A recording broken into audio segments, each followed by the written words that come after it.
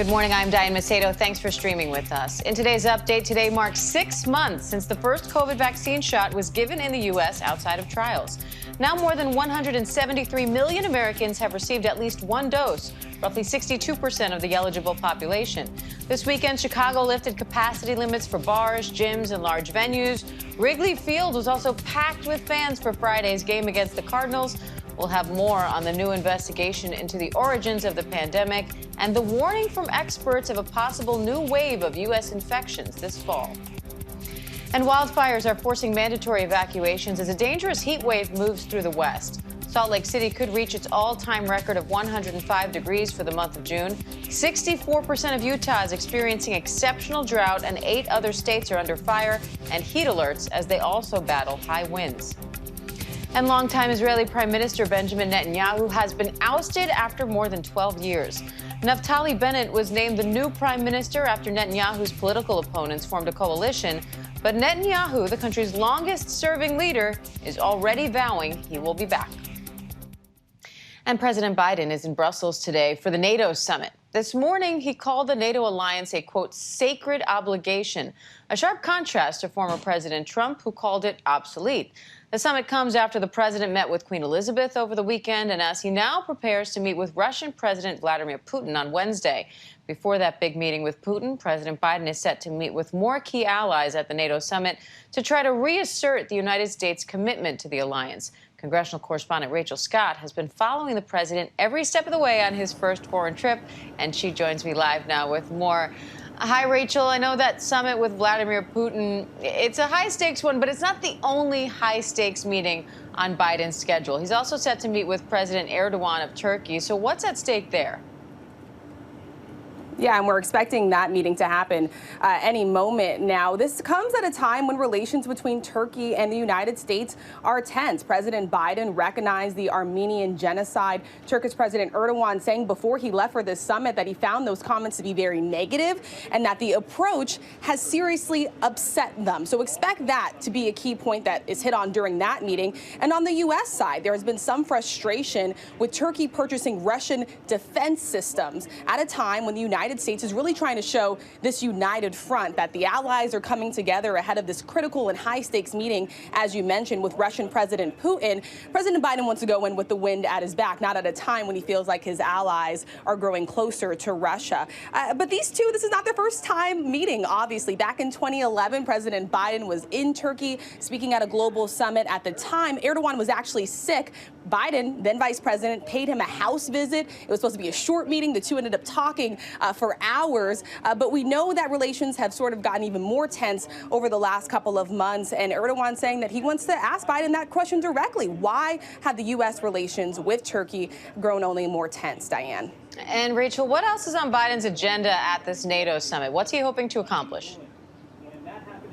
This is all about reaffirming the United States and leadership on the world stage. We saw that at the G7 summit, now again here at the NATO summit. The president making clear that the alliance, he believes that the alliance is rock solid, that he wants to reaffirm the partnership with the nations. And it comes at a time when former President Donald Trump railed against NATO. He called it obsolete. He questioned Article 5, which is in the NATO agreement, saying that when one of us is attacked, all of us is attacked. It was actually only invoked once after the September 11th attack on the Twin Towers. And so President Biden is here trying to reassure our partners of our presence. But still, there's going to be some sticking points, including the president's decision to withdraw troops from Afghanistan. We know that some world leaders were caught off guard by that, raising some concern. We just got off a call with a senior administration official who kind of pushed back on that idea. That person said that they were in the room for some of the meetings and that some of these allies agreed with President Biden's decision to withdraw troops from Afghanistan, but they want to make sure that there is a stable presence in the region, Diane.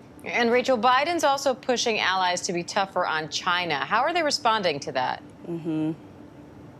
Yeah, and this is something that's really interesting here. One administration official kind of put it this way. China is on the verge of having the biggest economy. They're the second largest defense budget, and they have the biggest Navy right now. So there is a lot of concern between these allies about the growing influence of China on the world's economy. So we saw that be a key issue at the G7. President Biden was also lobbying and pressuring allies to take a tougher stand against China and human rights issues and abuses, including forced labor.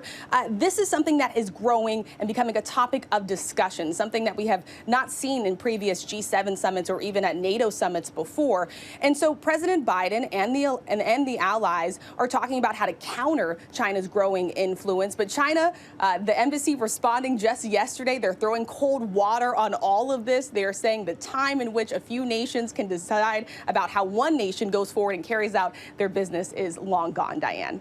All right. And looking ahead to that, again, the big summit with Vladimir Putin, what do we know about how that whole thing will go down and how Biden's expected to confront Putin over Russia's role in recent cyber attacks, election interference, human rights abuses, things like that?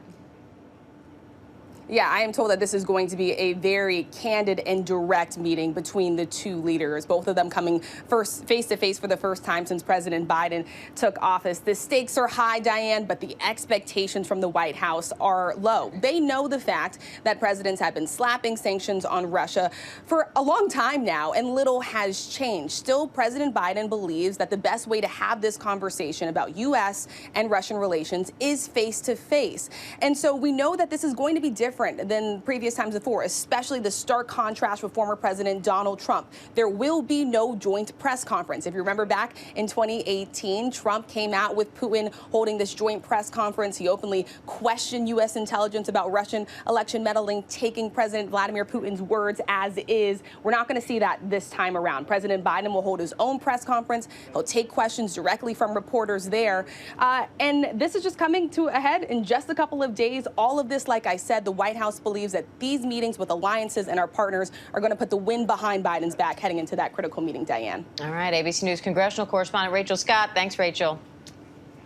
And you can watch our full coverage of the Biden-Putin summit on Wednesday right here on ABC News Live. And an ABC News investigation is taking a closer look at the origins of COVID-19 and the Chinese lab at the center of so many questions. Now, most scientists say they believe the virus emerged naturally, but there are growing calls now to investigate the possibility of an accidental leak from a lab in Wuhan, China. ABC News senior national correspondent Terry Moran has more. The Wuhan Institute of Virology is one of the leading centers of research on bat coronaviruses. For years, the lab has been collecting potentially dangerous viruses, some from an abandoned copper mine in southwestern China. In 2012, there were these 6 Chinese miners who were sent down into a mine in southern China to clean out the bat manure. They all got infected with what now looks like COVID-19-like symptoms. 3 of them died. Researchers from the Wuhan lab collected viruses from those caves, but they say none matches the virus that caused the pandemic. There is no virus that's close enough that you could use any type of gain research to get to SARS-CoV-2. Now, you could hypothesize, I suppose, that the investigators at the Wuhan Institute of Virology had some virus that was closer, and they just weren't telling us about that.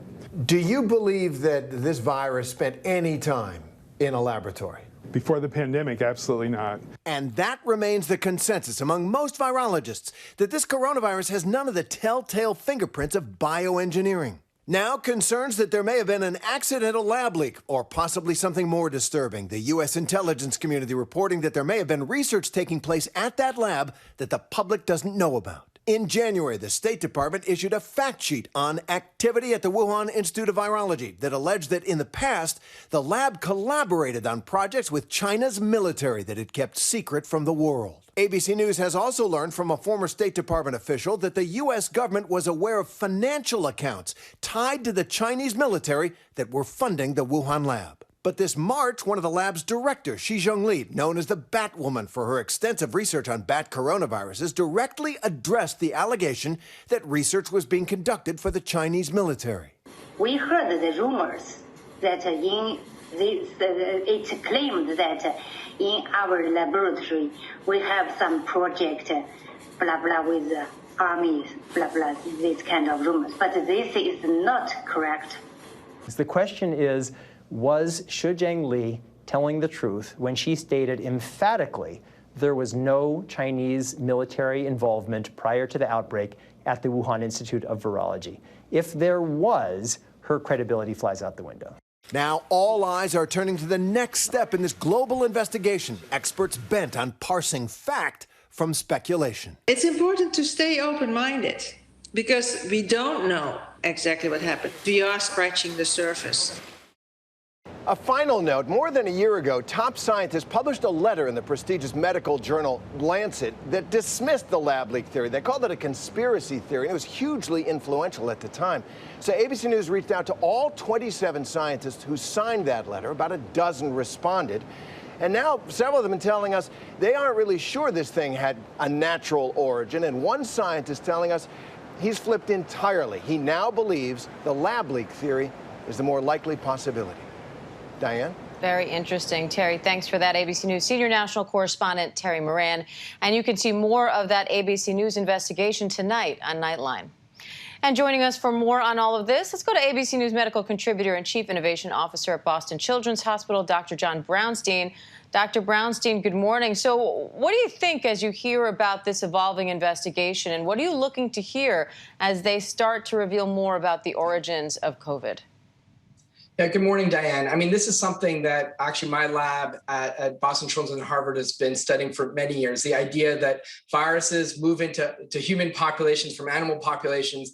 But we have a lot of open questions. We do not have a definitive conclusion on the origins of this virus, and we don't even know where it started. There are many questions as to where this virus began to infect humans at low levels, even prior to Wuhan. Now, many of my colleagues, foremost authorities in this, still say that this is a zoonotic origin, meaning that it moved from animals into humans, and it likely came from close contact with handling an infected animal. But we still don't know this intermediate host, right? This animal that became infected, then that moved that virus into humans. And again, we don't even know where to look, because the seafood market was one place, but there are many other places to look for this origins of this virus. Now, of course, this lab leak phenomenon is something that is gaining steam. And I think partly it's because we haven't had full transparency from the Wuhan Institute of Virology. So they haven't really allowed us to fully rule out this lab leak. There's been, various data sources that have told us that potentially there was infected lab workers, but we just don't know. We need more transparency and cooperation from the Chinese government to really be able to fully uncover. And this is not about finger pointing. This is just about trying to understand the origins. We may never know what happened, but it's so important to fully understand this because it's what allows us to improve public health capacity. Yeah, and so let's talk about that. Why is it so important to understanding the origins here? Is this something that's crucial for getting this pandemic under control, or is this more about preventing future pandemics, or both? Well, from my perspective, as someone in public health, it's all about understanding the origins to sort of prevent a future pandemic. It's not about finger pointing. I recognize there's a political angle to this, but if we understand how these viruses emerge, we can prevent them in the future, right? If this is a zoonotic spillover, we need to be putting more resources into identifying viruses in animal populations that are at the interface with humans. If it was a lab leak, then of course we need to be putting more work into safety practices. The problem is that we assume that this identification is really fast. For SARS, it took many years, 5 years to identify the host. For Ebola, we still don't even know it. And so, the key here is to put the resources in, identify how these things happen, and so that we can identify future viruses that might spill over into human populations. And the first vaccine in the U.S. outside of trials was administered just 6 months ago to the day. Now we have more than 62% of the eligible population in the U.S. who received at least one dose so far. But vaccination rates are dropping, and now some experts are expressing concerns that this Delta variant, first discovered in India, could lead to a new wave of infections in the U.S. this fall. So, Dr. Brownstein, how worried should we be about this, both those of us who are vaccinated and those who aren't? I am worried about Delta variant. I've been watching what's happening in the UK, and we're starting to see a surge of cases. I'd be worried if I was unvaccinated, right? This is the most contagious variant yet. We saw it wreak havoc in India, the spikes in cases that are taking place around the world. Yes, when you look at the US, we see cases and hospitalizations and deaths dropping. That's great. But then when you look at the vaccine rollout, we have many parts of this country that are at, just 2/3 vaccinated. And so, and even way less in some parts of the South. I'm worried that we might see this summer or fall surge with the Delta variant, especially among unvaccinated people. And the reason I'm concerned about Delta is that it's more infectious. It's potentially more severe based on the data we're seeing out of the UK. And it looks like it potentially could evade the vaccine if you're not fully vaccinated. And there was data in the UK that suggested that just after one shot, the vaccine was only 33% protective. So this puts a lot of pressure on all of us to get the vaccine, but get fully vaccinated. And, for those that are unvaxxed, really consider now is the time to do it and to really prevent a future surge of this variant and really get us to the other end of that light of the tunnel that we keep talking about over and over again. We also know this new study now is out finding that the Novavax COVID-19 shots are about 90% effective. How significant is that in the global push for vaccinations? Well, I know this is, going to look like just one more vaccine, and I think not everyone might get super excited. I'm personally very excited about it. It's, of course, the data looks very similar to Moderna and Pfizer, and it shows 100% efficacy towards severe disease, 93% effectiveness against variants. And so the Novavax is going to look for approval in the fall. May not make a huge dent here in the US, but if you think about global vaccine equity and getting this pandemic under control everywhere, well, they have a stockpile of 350 million doses that could go towards immunizing the globe. That's a very big deal. The other part I'll mention is that this protein vaccine is an interesting potential weapon when it comes to boosters. We saw that it worked really well for variants. It may be a good combination to the mRNA vaccines as an additional booster later on. So quite excited about that. The results from the trial were great, very mild side effects. So I think this could be a great vaccine, especially for people that might be concerned about the mRNA vaccines. This is a good alternative, but we still have to wait for data around Delta variant. That's going to be the key to making sure that it protects you from these upcoming variants that we're all concerned about. All right, Dr. John Brownstein, always great to have you. Thank you. Thanks so much. And Real Housewives star Erika Jayne's ex-husband is now accused of stealing millions of dollars. When we come back, what the never-before-aired deposition tapes reveal.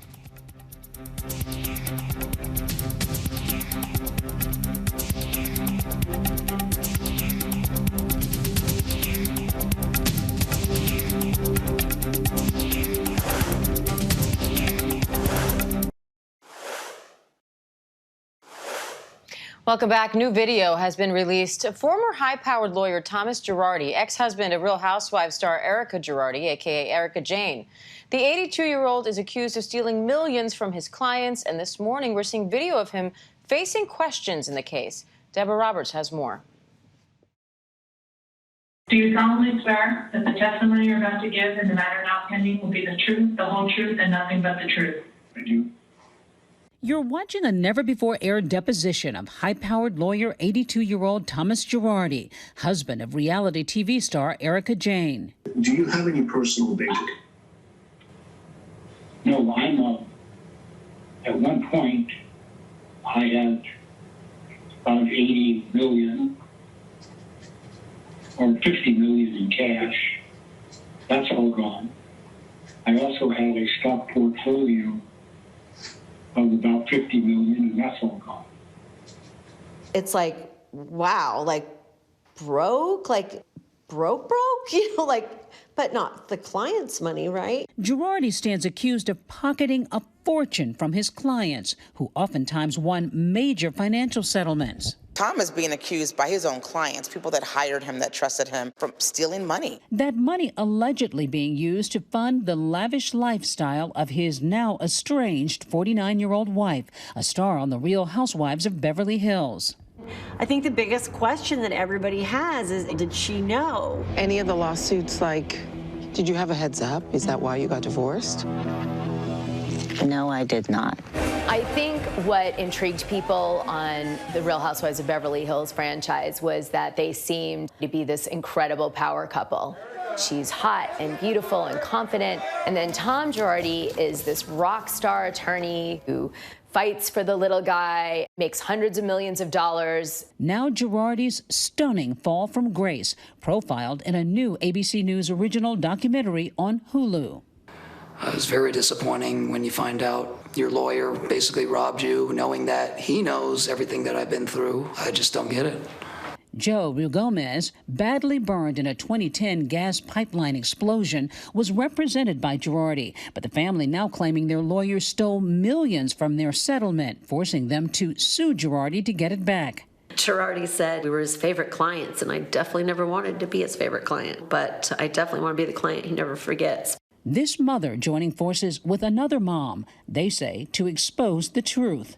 I always try to tell people, never underestimate the love of a mother. You want to find something out. I mean, don't call the FBI, call a mom. Many of those victims haven't seen a dime of their settlement years after they were awarded. They'll have to get in line behind others as the courts try to liquidate Girardi's estate. So far, his estranged wife, Erica Jane, has not faced charges. But as they say in the reality show world, stay tuned. Diane? All right, Deborah Roberts, thank you. And you can see more in The Housewife and the Hustler, now streaming on Hulu.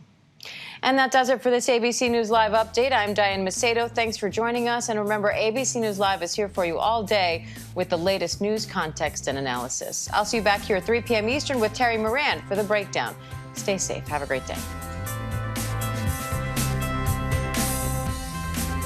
Good evening. We begin tonight with a decision that will, as the president said today, affect every American in time. After 3 months of looking at more than 40 candidates, Mr. Clinton has decided on the person he wants as the next Supreme Court justice.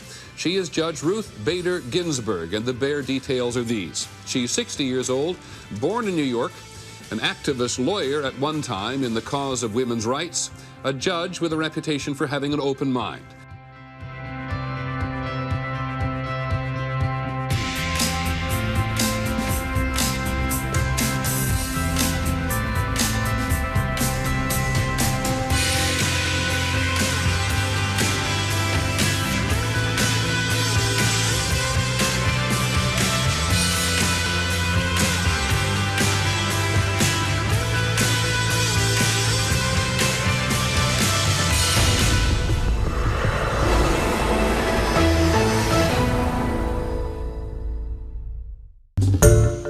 Hi everyone, George Stephanopoulos here. Thanks for checking out the ABC News YouTube channel. If you'd like to get more videos, show highlights, and watch live event coverage, click on the right over here to subscribe to our channel, and don't forget to download the ABC News app for breaking news alerts. Thanks for watching.